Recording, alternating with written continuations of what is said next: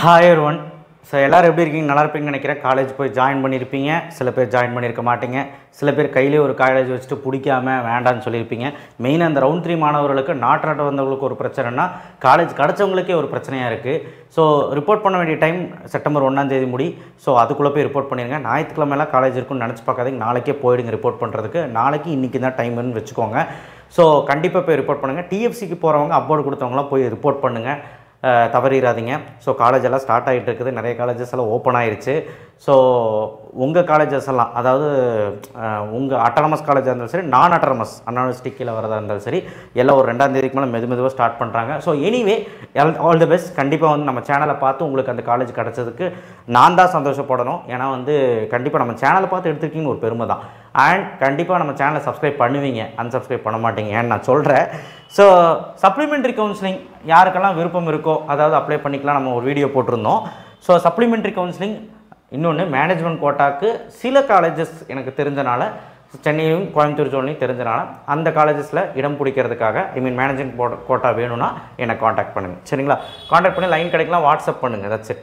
So அப்போது vacancy list வந்து supplementary counselling எப்போ வரும்னா 4ஆம் தேதி வருது. ஸோ இந்த அப்வோர்ட் ரிசல்ட்டும் 4ஆம் தேதி தான் வருது. ஸோ இந்த வேக்கன்சி லிஸ்ட்டு வந்த உடனே என்ன பண்ணலாம் அப்படின்னா, ஒன்றும் பண்ணாதீங்க, சீட் இருக்கான்னு பாருங்கள். கண்டிப்பாக சீட் இருக்கும். இது போன வருஷத்தோட வேக்கன்சி லிஸ்ட்டு. இது பார்க்கும்போதே உங்களுக்கு தெரியும் சீட் இருக்கா இல்லையான்னு. ஸோ நல்ல காலேஜிலலாம் என்னெல்லாம் சீட் இருக்குது அப்படிங்கிறது ஒரு டேட்டாவே நம்ம வந்து பார்த்தா கூட ப்ரூஃப் கவர்மெண்ட் போர்ட்டல்லேருந்து எடுத்த ப்ரூஃப் எடுத்து பார்த்தீங்கன்னா உங்களுக்கு தெரியும். இந்த பிடிஎஃப் நான் உங்களுக்கு தருவேன். நீங்கள் வீட்டில் உட்காந்து அனலைஸ் பண்ணி பாருங்கள், சீட் இருக்குமா இருக்காதா. போன வருஷமே ஓரளவுக்கு இருக்குன்னா இந்த வருஷம் கண்டிப்பாக இருக்குன்னு அர்த்தம். போன வருஷமே ஓசியில் சீட்டு ஃபில் ஆகலைன்னா, பிசியில் சீட்டு ஃபில் ஆகலைன்னா கண்டிப்பாக இந்த வருஷம் இருக்கும் அப்படின்னு நினச்சிக்கோங்க. ஒரு சில கல்லூரிகளில் மூமெண்ட் இருக்குது இந்த வருஷம். ஸோ அதனால் முடிஞ்சிருச்சு. ஸோ அதனால் வந்து பார்த்திங்கன்னா அந்த மாதிரி கம்பேர் பண்ணாதீங்க. சீட் இருக்குன்னா ஒரு ஹோப்போடு இருங்க. ஸோ இதை வச்சு கம்பேர் பண்ணிக்கோங்க. கண்டிப்பாக சப்ளிமெண்ட்ரியில் பார்க்க வேண்டியது எஸ்சிஏ எஸ்டி தான். ஸோ அவங்க 3 பேரும் வந்து பார்த்திங்கன்னா கண்டிப்பாக வந்து பார்த்துருப்பாங்க. எஸ்சிஏக்கு சீட் இருக்குது பார்த்திங்களா, செராமிக் டெக்னாலஜியில் தெரியுதா உங்களுக்கு? அடுத்து பாருங்கள், இங்கே ஒரு சீட் இருக்குது லெதர் டெக்னாலஜி. அந்த மாதிரி 1-2 சீட்டு வந்து நல்ல காலேஜில் இருக்குங்க.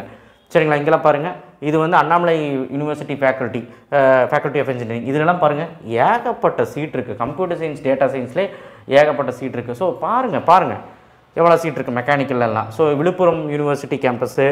ஸோ இந்த மாதிரி நிறையா நீங்கள் இருக்குது. இப்போ ஜெயா இன்ஜினியரிங், பிரத்யூஷாவில் பாருங்கள், பிரத்யூஷாவில் ட்ரிபிள் இருக்குது, பயோடெக்னாலஜி இருக்குது. ஸோ என்ன சீட்டு கவர்மெண்ட் கோட்டாலும் இனிமேல் சீட்டு முடிஞ்சிருக்காது. இந்த மாதிரி இந்த வருஷமும் சீட் இருக்கும். இந்த மாதிரி நீங்கள் ஒவ்வொன்றா வெரிஃபை பண்ணி பாருங்கள். ஆர்எம்கேல சீட் இருக்கான்னு பார்க்கலாமா? போன வருஷம் எதுலேயுமே இல்லை. ஆனால் எஸ்சிஏ எஸ்டிக்கு ஒரு 2-3 சீட் இருக்குது பாருங்கள். அடுத்து வந்து ஆர்எம்கேல இருக்கான்னு பாருங்கள். அடுத்து எஸ்ஏ இன்ஜினியரிங்கில் இருக்குது பாருங்கள், ட்ரிபிளிக்கு இருக்குது பாருங்கள். அடுத்தது ஆர்டிஃபிஷியல் டேட்டா சயின்ஸ் ஸ்ரீராமில் இருக்குது. ஸோ கண்டிப்பாக வந்து பார்த்திங்கன்னா ஒரு சில காலேஜில் பாருங்கள், ஸ்ரீராம் மாதிரி காலேஜில் ஓசிலே ஃபில் ஆகலை, அதெல்லாம் இருக்கும். ஸோ கண்டிப்பாக நல்ல கல்லூரியாக பார்த்து தேர்ந்தெடுத்து பண்ணுங்கள். நல்ல கல்லூரியில் ஆல்ரெடி ரவுண்ட் 3க்கு முன்னாடியே நம்ம வந்து லிஸ்ட் அவுட் பண்ணிட்டோம். அந்த கல்லூரியிலாவது தேர்ந்தெடுத்து பண்ணுங்கள். ஓகே, வேலம்மாள்லாம் பாருங்கள், ட்ரிபிளியில் வந்து எம்பிசிக்கு ஒரு சீட் இருக்குது. இசியில் பாருங்கள் 12 சீட் இருக்குது எஸ்சிக்கு. இந்த மாதிரி நமக்கு வந்து சீட் இருக்கும். வேலம்மாளில் பாருங்கள் சிவில் அப்படியே இருக்குது. ஸோ சீட் இருக்குங்க. நீங்கள் wait for counselling, supplementary counselling தில்லாக வெயிட் பண்ணுங்கள், தப்பு இல்லை. நான் வந்து சப்ளிமெண்ட்ரி கவுன்சிலிங் ஒரு சில இதுக்கு சீட் இருக்காதுங்கிறாங்க. கம்ப்யூட்டர் சயின்ஸ் சீட் இருக்காது. ஏதாவது கம்ப்யூட்டர் சயின்ஸ் சொன்னால் கம்ப்யூட்டர் சயின்ஸ் சீட்டு வந்து நல்ல காலேஜில் இருக்காது. அது ரொம்ப உண்மை தான். அது எல்லா வீடியோவில் நான் சொல்லிட்டு தான் இருக்கிறேன். உங்களுக்கு கம்ப்யூட்டர் சயின்ஸ் சீட்டு வேணும், இசி சீட்டு வேணும், நல்ல கல்லூரியில் வேணும் அப்படின்னா என்னை காண்டாக்ட் பண்ணுங்கள். சரிங்களா? கட்டாயமாக ஃபீஸ் கம்மியாகவே நம்ம பார்த்துக்கலாம், டொனேஷன் எல்லாமே பார்த்துக்கலாம். சரிங்களா? டொனேஷனோட அப்படிங்கிறப்போ கொஞ்சம் ஹையர் எண்டு காலேஜ் கிடைக்கும். ஸோ இந்த மாதிரி வேல்டெக் ஹைடெக்லாம் பாருங்கள், கெமிக்கல் இன்ஜினியரிங் அப்படியே இருக்குது, சிவில் இன்ஜினியரிங் அப்படியே இருக்குது. ஸோ இந்த மாதிரி நீங்கள் வந்து ஒவ்வொன்றா செக் பண்ணணும். எஸ்சிக்கெல்லாம் பார்த்திங்களா அப்படியே சீட் இருக்குது வேல்டெக் ஹைடெக்கில். ஸோ அதே மாதிரி வேல்டெக் மல்டிடெக்லேயும் உங்கள் சீட் இருக்கான்னு பாருங்கள். இந்த மாதிரி ஒவ்வொரு கல்லூரியும் நீங்கள் வந்து இந்த பிடிஎஃப்பில் பாருங்கள், கீழே டிஸ்கிரிப்ஷன் பாக்ஸில் கொடுக்குறேன். இது மாதிரி நீங்கள் வேகன்சிஸ் வந்ததுக்கப்புறம் பார்க்கணும். இந்த அப்வோர்டில் நாட்டு லெட்டர் வந்தவங்க அப்வோர்டு கொடுத்துருக்குவேன், நாட்டு லெட்டரில் அப்வோர்டு கொடுத்துருக்குவேன், டிக்ளைன் கொடுத்துருவேன். இவங்களாம் பயப்பட வேண்டாம். காலேஜே கிடைக்காமல, காலேஜில் சீட் இன்னுமே இருக்குது, லேப்ஸான சீட் நிறையா இருக்குது. ஸோ அதனால் ஒன்று நீங்கள் வந்து சப்ளிமெண்ட்ரி கிடைக்குதான்னு பாருங்கள், இல்லைனாலும் மேனேஜ்மெண்ட்டில் நம்ம பார்த்துக்கலாம். சரிங்களா? பொறுமையாக இருந்து பார்த்துக்கலாம், ஒன்றும் பிரச்சனை இல்லை. ஸோ அதனால் தயவு செய்து சப்ளிமெண்ட்ரி கவுன்சிலிங்க்கு அப்ளை பண்ணுங்கள். ரெஜிஸ்ட்ரேஷன் டைம் 28லேருந்து 4ஆம் தேதி முடி, 4ஆம் தேதிக்கு க்ளோஸ் ஆயிரும். அதனால் இன்கேஸ் உங்கள் கையில் ஒரு சீட் இருந்தால் கூட உங்களுக்கு அது பிடிக்கலனா கூட சப்ளிமெண்ட்ரி கவுன்சிலிங் அப்ளை பண்ணலாம். ரிப்போர்ட்டர் நிறைய பேர் டவுட் கேட்டிங்க, அங்கே போய் ஒரிஜினல்ஸ் கொடுத்துட்டு ஃபீஸ் எல்லாம் கட்டினா நம்ம வந்து சப்ளிமெண்ட்ரி கவுன்சிலிங் அப்ளை பண்ணலாம். ஆனால் அந்த காலேஜுக்கிட்ட நீங்கள் ஒரு வார்த்தை சொல்லுங்கள், சப்ளிமெண்ட்ரி கவுன்சிலிங்கும் நான் ட்ரை பண்ணுறேன், எனக்கு சர்டிஃபிகேட்லாம் வேணும். ஏன்னா சர்டிஃபிகேட் ஒரிஜினல்ஸ் வேணும் இல்லையா, அதுக்கு சொல்கிறேன். ஸோ சொல்லிடுங்க. ஃபீஸ் அப்புறம் பார்த்துக்கலாம், ரீஃபண்ட் பண்ணுறது அப்புறம் பார்த்துக்கலாம். பட் சர்டிஃபிகேட் முக்கியம் இல்லையா, அதுக்காக தான். ஸோ அதேமாதிரி காலேஜ் பிடிக்கல, நான் சப்ளிமெண்ட்ரி கவுன்சிலிங் வரட்டான்னு ரவுண்ட் 2 மாணவர்கள்லாம் கேட்டிங்கன்னா கட்டாயம் வேணாம் தான் நான் சொல்லுவேன். எத்தனை தடவை சொல்கிறது, உங்களுக்கு பிடிக்காத காலேஜ் இல்லை ஃபீஸ் அதிகமாக இருக்க காலேஜ் அந்த மாதிரிலாம் சொல்லாதீங்க. உங்களுக்கு கிடச்சிருக்க காலேஜ் நல்ல காலேஜ் தான் இருக்கும். ரவுண்ட் 3ல் கிடைக்காத காலேஜ் ரவுண்ட் 2ல் கிடச்சிருக்கு உங்களுக்கு. ரவுண்ட் 2ல் உங்களுக்கு கிடச்ச காலேஜ் பிடிக்கலன்னு சொல்லிவிட்டு சப்ளிமெண்ட்ரி கவுன்சிலிங்கில் வந்து சீட் எடுத்திங்கன்னா அதில் ஏதாவது இருக்குமா? உங்களுக்கு நீங்கள் நினச்ச கோர்ஸும் இருக்காது, நினச்ச காலேஜும் இருக்காது, சீட் இருக்காது.